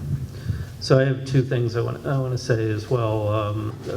One is some of the comments were about the emergency protection zone EPZ issues, and those have been handled. Those are separate than the PSDAR work that's going on. And I wanted to assure people that we are concerned about that. We were already on record as saying we believe some level of off-site preparedness and needs to be maintained and paid for the three states, certainly while the spent fuel is in the pool. And you know, I've said that no matter how the NRC looks at this, an active system that requires attention and humans paying attention to it is not quite the same as a passive system that requires humans paying attention to it. And we just don't think they're the same. Vermont will be actively opposing the exemption request on the off-site EPZ changes here. So wanted to tell people that. And there will be public notices and NRC processes associated with that through next year that are different than the PSDAR, where we'll participate wherever we need to. But the other thing I do want to say is acknowledge what you said. You know, we have about 14, 13, 11 days left. And I thank the workers at the plant for the work that they have done and for, you know, they are the first defense in public safety. These are complicated machines that you all have been operating, and we appreciate the care that's gone into that, and I wish you all well and safe closure and defueling of the reactor. That's in everybody's interest, and I appreciate it. So now I think we are, in terms of agenda, We need to select a date for at least January, and I think we do need to meet in January. As I said, right now, the NRC is planning a public hearing January 28th. I would like to have a meeting of this panel before that, and as I say, we'll be looking to ask them to just postpone it a bit, but we might be in a very quick turnaround on remaining issues between now and then. So I guess I would suggest, and somebody's probably going to have to help me with holidays, but I think, what do we got for January? Okay. Is that also, is that near Martin Luther King holiday, or is that always on a Monday? Because I know that's Monday the 19th. Okay. Okay. So, how do people feel about that day? Either the 15th or the 22nd. I would prefer the 15th because it gives us a little more time before a potential NRC hearing. How do people feel like, does that work? 15th of January? Yes, that's going to happen.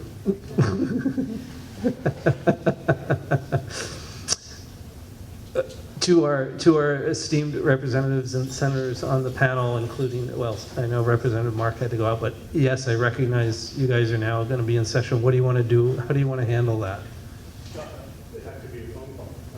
Okay. We can make phone available. We can do that. We can make phone available. It will be in the evening anyway, and I don't know if that helps. 15th of January? How open is everybody to the 22nd? I guess I'll ask that question. Between the 15th and the 20th, we'll be finishing up the activity at the plant itself. It'll be a particularly busy time. 1 week later will make a big difference. For Okay. at least 3 of us. Is that defueling? Is that what you're talking about? Yeah, okay. I would rather wait till you're done with that if that is helpful. So the 22nd would be fine. I mean, it does cut down on our, I'm going to assume that NRC is going to be a little flexible on that hearing, but I could be wrong. So we'll see. But I think for the reasons you mentioned, Chris, the 22nd probably makes more sense if people are available. Does that work? Okay. Same problem. We will make sure there's a phone available for you guys. But I do think, and eventually, if I'm thinking January and then perhaps February. I want to check the panel's pleasure, but then I feel like we can maybe go to quarterly meetings after that. Things will slow down a bit. We've put a tremendous amount of work into this over the last several months, but I'm feeling like things will get a little more normalized after the defueling of the reactor. And then we can do occasionally, as we sometimes do meetings in Montpelier, which maybe will help if we do a quarterly meeting in May or something up there. That might help that. But in the meantime, we'll try and make phone available and do it that way for you. Do people feel like you want a February meeting, or you want to do the January meeting and then see what happens, or what's people's pleasure? We could consider a February meeting in Montpelier if you wish. Okay. Yes, you may, Kate. Correct. Correct. They are. I know. I don't feel badly about me, or I don't even feel badly for this guy or the guy next to him. I do, oh, and Pat, yeah, I don't feel badly for you either. But I think that I'm just trying to recognize that the legislature will be in session. It will be harder for Representative Dean and Senator McDonald to come. Correct, yeah. Yeah, okay. I'm hearing a not real sympathetic vote for Montpelier, so we'll do the phone. We'll do it in Vernon or Brattleboro, and we'll do a phone thing. Okay, all right. I mean, as far as meeting frequency, I mean, maybe it's because this is all intensely local for me, and I would say a number of the other panelists. But I think we've got a lot of business to take care of. And I mean, I think we've got a few months' work ahead of us, because we still have a lot of catch-up work. Just in even, I mean, having conversations about how is the state going to work on this? How locally are we going to work on this? What does the tri-state collaboration look like? So I hope we're not going to, I mean, I know legislative period is a busy time for folk, but settle in. We're in for the long haul. We need to figure out how we're going to be working on this. So I guess I would just advocate for setting a February meeting, a March meeting, and an April meeting. And if we don't need them, that's okay, but I mean, I would say let's start thinking about it. Okay, well, That's just my opinion. Yes, sir. I'm concerned once again as a volunteer that serves on this panel, and I'm looking at something that I may have missed or probably should have known about what, following the uprate, which was debated at quite some extent over several meetings, and the discussion at the VSNAP panel was never about enriched fuel. The discussion at the VSNAP panel was never about buying canisters in bulk ahead of time at lower rates. The testimony was always about how satisfactory everything was, and I feel as one member that it being an extraordinary disadvantage when we are told once again this evening by the representatives of the stellar hard work that the professionals at the plant who work hard and are professionals and who have plans and backup plans and details, and that we can have absolute faith in their hard work, and that in and of itself is reason to bless what's going on. And then at meetings like this, we get stuff passed out where we find out that some of us who volunteer and try and pay attention to this stuff, that things were happening that we didn't know about, that the hardworking professionals at the plant didn't see fit to bring to our attention at BSNAP meetings. And that's been a pattern for several decades. We were asked this evening by a witness that maybe the financial costs will diminish if the scientists decide that things were not as, the radioactivity was not as dangerous perhaps 10 years from now, and everything will get ironed out because it'll be cheaper. The last time that the plant violated the existing rules for radiation following the uprate, BSNAP was not told about that violation. There was an arrangement worked out without telling the advisory panel what was going on, and Vermont Yankee moved the fence lines as a way of coming in compliance. I was sitting here earlier this evening talking about cutting up the plant with high radioactive materials and saying, my goodness, can we anticipate another fence line moving to make it no longer dangerous? So this is a difficult process with many people, and but it's the same stuff that part-time volunteers are dealing with a company that has said that they're willing to work with us as long as it doesn't cost money, and regulated by an industry that preempts those of us that volunteer on the things that we come here to give opinions about. So I don't mind driving down here during a legislative session to attend meetings. I've done so in the past. But there's a lot of tricky stuff in here, and someone's going to get left holding the bag. And I don't see anything that's different than the patterns that we've been dealing with here for the last 15 or 20 years.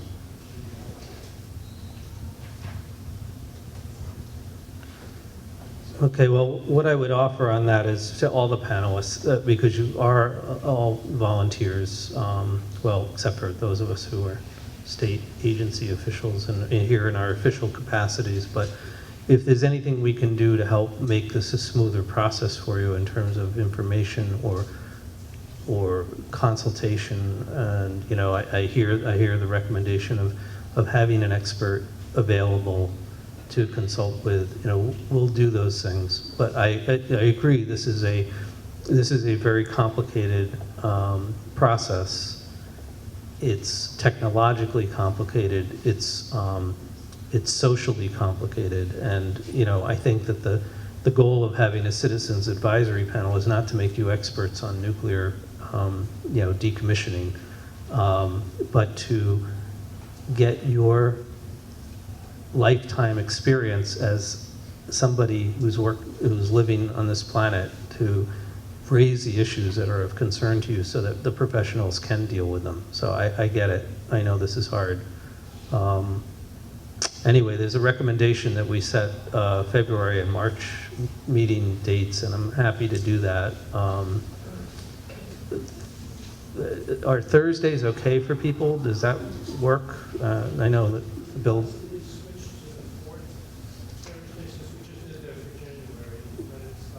Sure, we could do that. So, does that help? So that would be February 26th and March 26th. February having 28 days. Do those two Thursdays work for people? Okay. All right. Okay.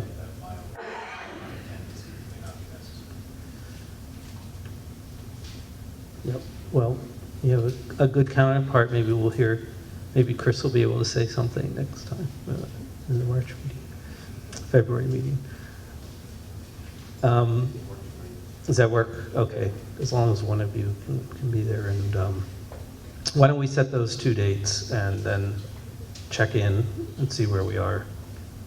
In January, we can talk about whether we need an April meeting, et cetera. We'll just keep moving it down and figuring that out. Okay.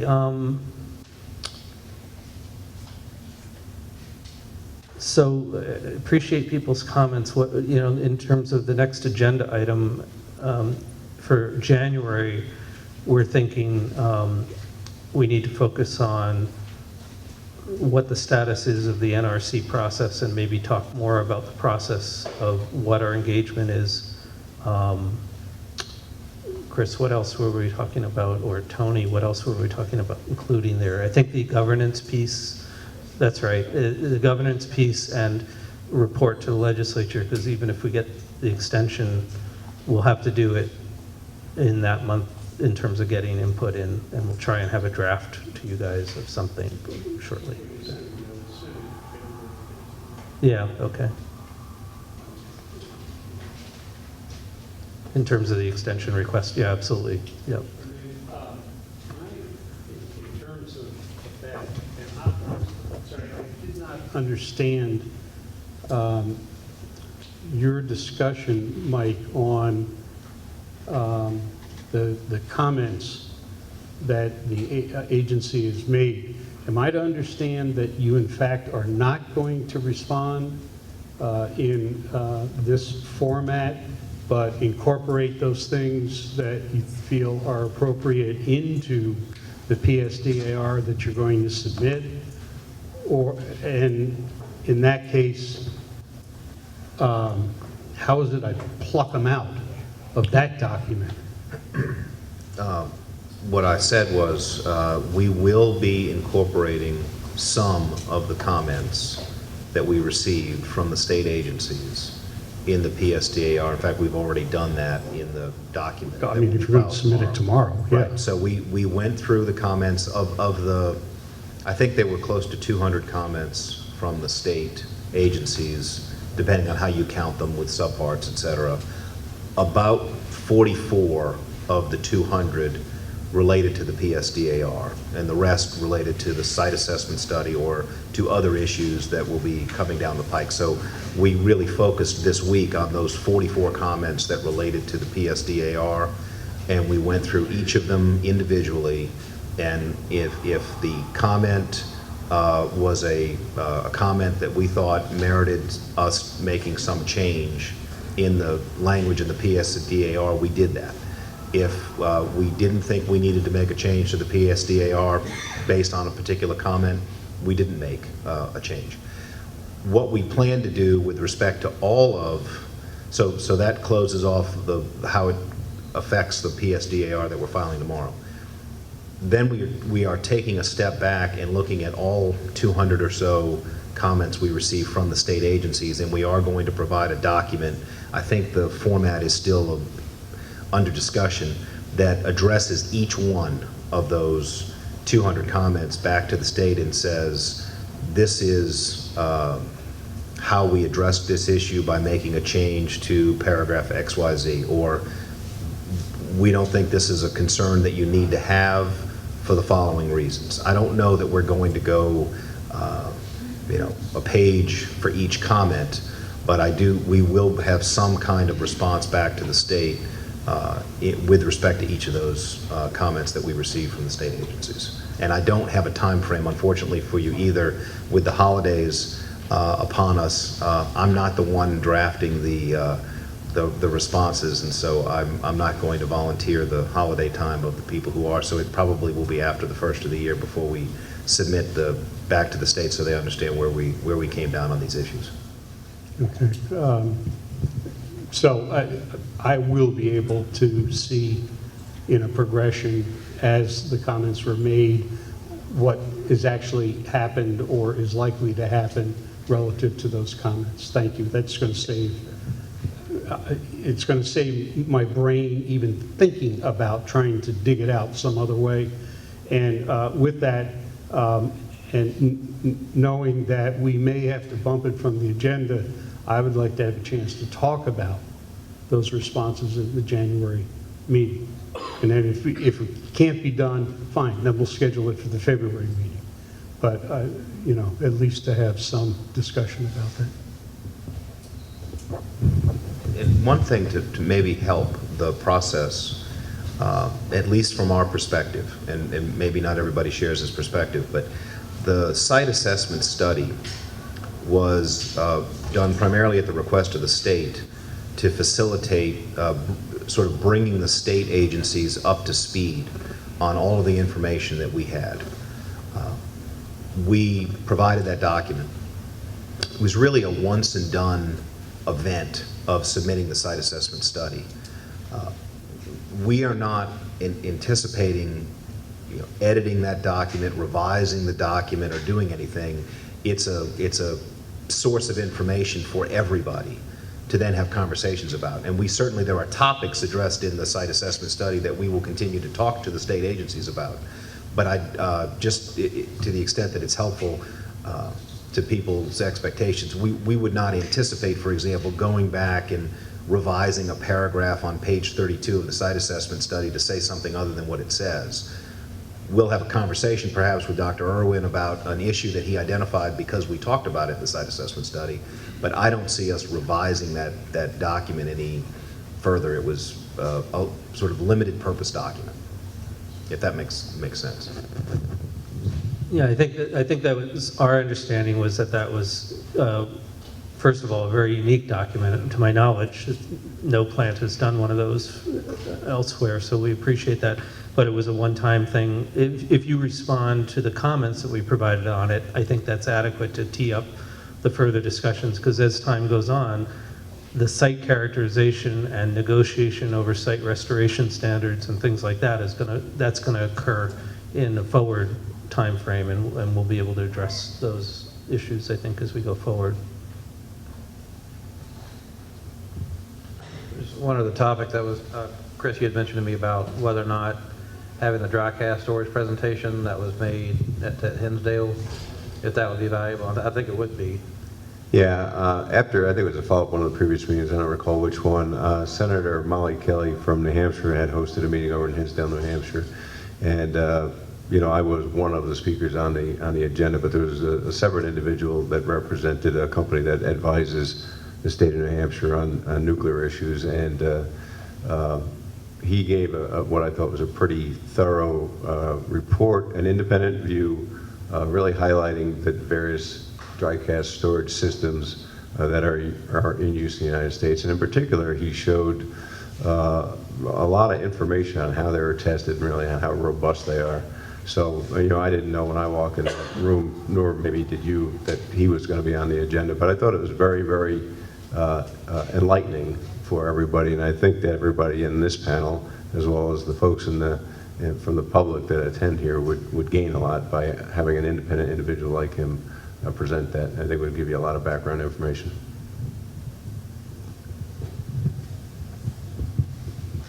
So just to follow up on that, I think the issue of the ISFSI and dry casks is going to be a problem or a continuing source of comments. I mentioned at the last meeting that I was going to be meeting with the NRC in between that meeting and this one, and I did have that opportunity. And one of the things that I learned in talking with the staff there is that at each of the PSDAR public meetings that they have had so far, there have been questions about, one, high burn-up fuel, and two, the ability of the Holtec casks to withstand the high burn-up fuel and their quality and licensing in general.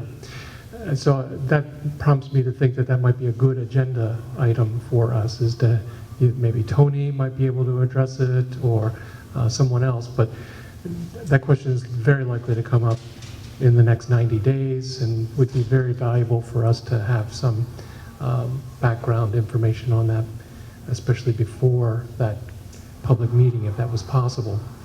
The other thing that I just wanted to say in response to some questions that people made here relative to emergency planning is just to clarify what the basis of emergency response is for nuclear power plants, and that is dose.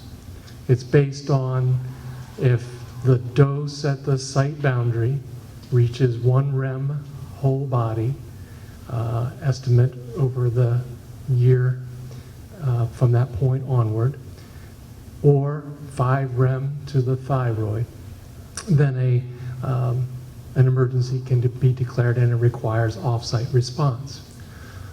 There are accidents. In fact, I was generously provided training by Entergy just yesterday in the software to use for responding to nuclear power plant accidents. And for Vermont Yankee, it's focused on spent fuel accidents, because after the last day of this month, as it's estimated, there won't be any other scenarios likely.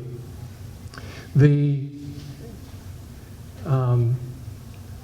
software itself is all based on dose, and that is how much radiation am I going to get, and I have the ability to measure it with a little badge here, and we could estimate it for each of you based on how long you stood or were doing something at a certain location.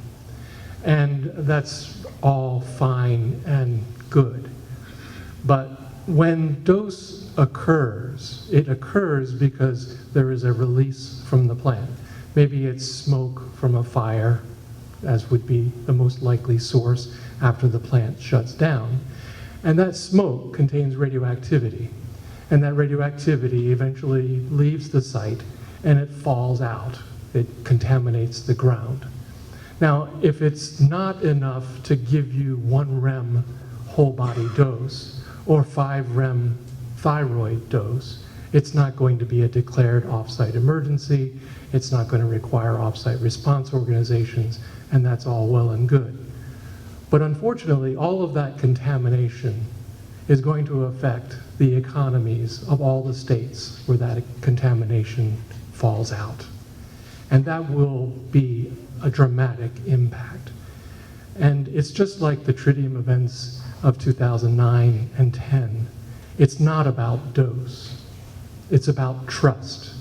And the person who said that was the NRC staff person leading the meetings here in this high school in the auditorium.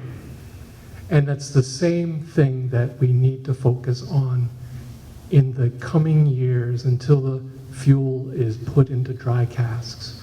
It's not about dose, it's about trust. And it's not just the trust in these people here who have done a great job running this plant. It's trust in what is in our environment, what could expose our people, and sadly, what it might do to our welfare if there was an accident that drew into question trust in Vermont, Massachusetts, New Hampshire land and its products. And unfortunately, as much as I expressed that to the NRC at my meeting, I don't think that they quite understand that. And I hope that together, those who feel the same way, that kind of message can get through to those that need to know it. Okay, thank you. Anyone else on the panel want to say anything? Yeah, Stephen.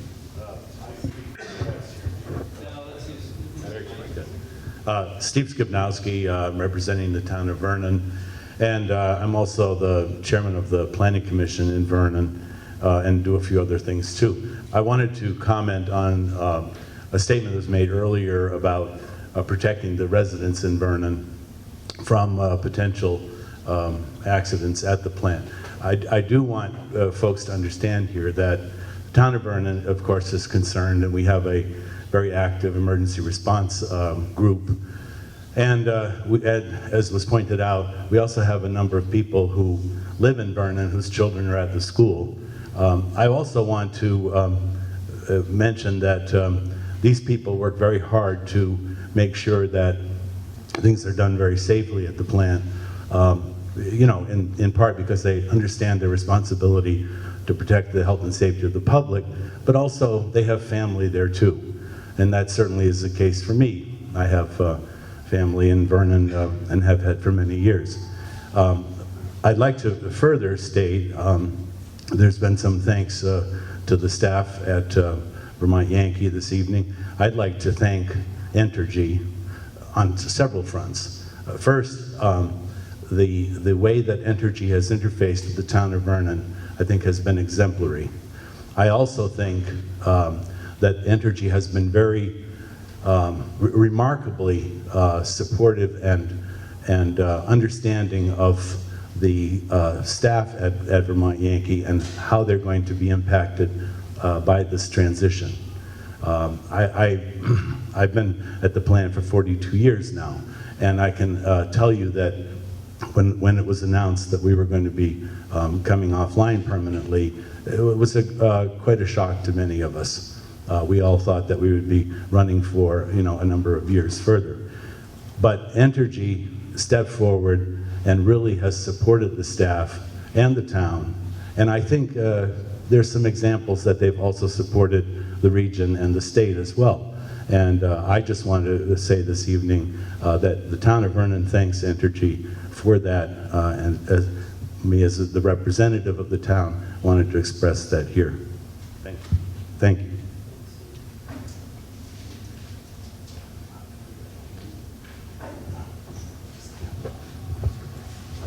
Thanks. All right, well, we are amazingly early. I do want to ask whether anyone in the audience has any other general comments they'd like to make tonight. Yes. Yep.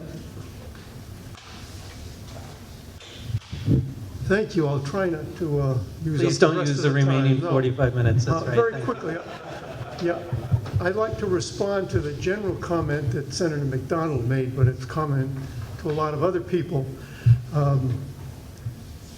I spent the year 2001 in Washington as an American Nuclear Society congressional fellow on the staff of one of the committees, so I had some experience there and other places to politics, but it's time to talk about the elephant in the room, which is the politics. It is the policy of the U.S. government, and has been, to have nuclear power and have it safely. Like some other policies the federal government has, There's some citizens who disagree with it and are trying to change it by the means available. The means available that the federal government provided for citizens participating in nuclear power is on the technical level, participating in licensing and so forth. So it's devolved to trying to pick things apart technically and then use that in the political arena to paint the industry as bad guys. Where did that come from? It goes back, as is pointed out in this discussion of the report I entered in the record tonight, started with the fear on the part of a number of scientists about atmospheric weapons testing. And they took off on the path of, let's create a public fear of radiation so that there'll be pressure to eliminate atmospheric weapons testing, which was a good thing, but that has carried over. And it moved to opposing nuclear power plants. It picked up on the statement in Beer 7 and before, any amount of radiation is dangerous, which is a few words taken out of a sentence, taken out of context from the conclusion of the report without looking at the whole report. What it really meant is you should regulate as if any amount of radiation is dangerous. In other words, no risk, possibly risk without some benefit. And for example, when I was a kid, you could go into shoe stores and put your foot in the fluoroscope machine and see your toes wiggling inside there. But they didn't last very long because the dose was too high, and so forth. But that's what's been going on. And there's some people that will never trust the federal government on radiation, and they will never trust the plant by evolution, or they'll never trust any of the plants or any of what the state people say on it. And if we go ahead with trying to alleviate every fear they raise, they just raise another one. You know, the next thing you know, not only will the school children not be here when they're moving fuel, they'll want a lead wall built where the fence is too. Because when you're operating off of a fear without any logic, then nothing is ever too much. Thank you for letting me share my viewpoint and my experience. Okay, thanks. Any? Yep.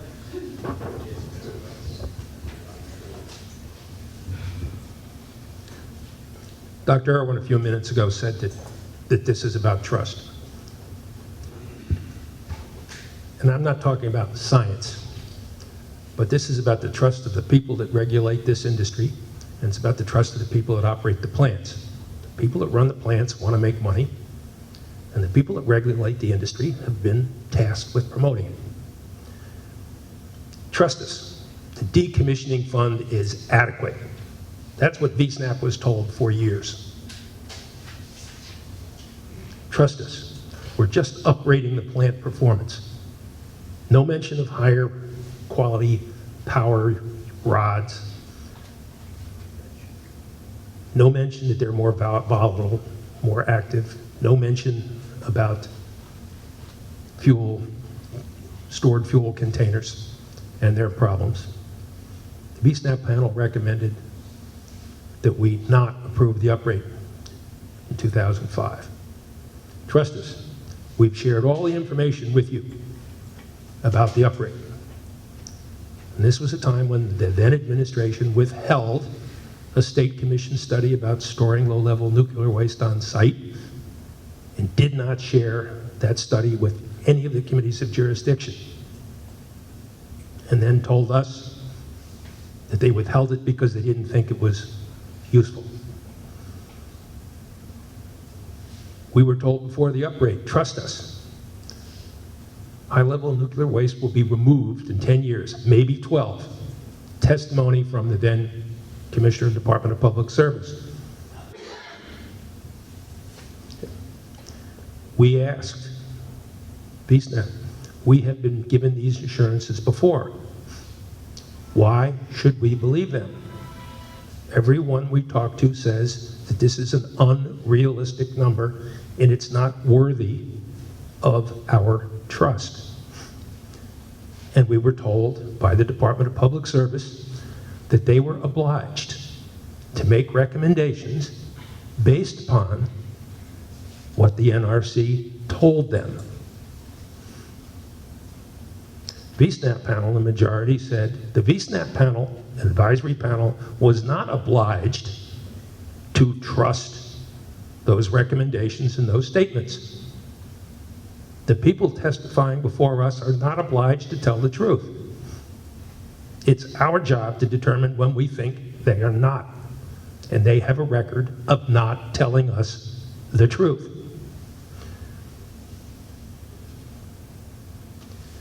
And they have a reason for doing that. Because they make more money when we do not, when we base our actions on something that is incorrect. And the management, the people in charge of the management of this plant, when people who work here and tell us things that are not true, get replaced. And they were replaced with people who come in and promise us that they can be trusted. And this happens over and over again. Those proven untrustworthy are fired or removed and replaced with new trustworthy people. And that's our task as volunteers, is to evaluate and decide whether or not we can trust what we're being told.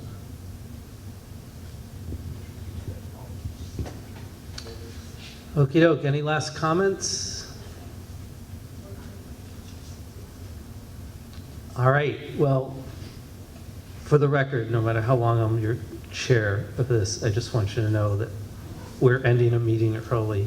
So thank you all so much for attending. I appreciate everybody's attention and all the engagement. And we'll see you in January. Happy holidays, Happy New Year. And best of luck in the last couple of weeks with the plant.